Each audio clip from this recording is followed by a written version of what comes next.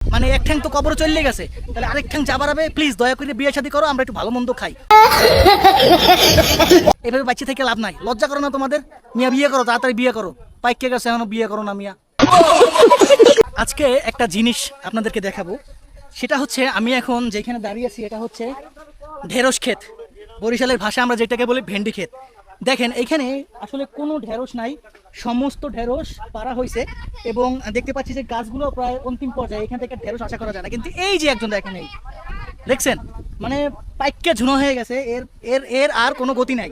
তার যত সাঙ্গপাঙ্গ ছিল সব মানুষের পেটে চলে গেছে, কিন্তু এই একজন আর এই একজন, তাহলে এই দুইটা হচ্ছে তেরা। ঠিক আছে, আমাদের সমাজে আমাদের আশেপাশে নাম মেনশন দেবো না, কয়েকটা বড় ভাই আছে যারা এইরকম পাইক্যা এরকম ঝুললে গেছে, আশেপাশে কেউ নাই। দেখেন সবাই বিয়ে শাদী কইরা সংসারাদি করতেছে, কিন্তু কিন্তু এই ঢেঁড়স দুইটার মধ্যে কিছু বড় ভাই আছে, বড় আপুরা আছে যারা এখন পর্যন্ত এইভাবে ঝুলে আছে পাইকা, তারা বিয়েও করে না, দাওয়াতও দেয় না, কিছু খাওয়ায় না। এই ঘটনার তীব্র নিন্দা জানাই। ঠিক আছে, তোমরা শিগগির বিয়ে করো, বিয়ে শাদী করো, আমরা একটু ভালো মন্দ খাই।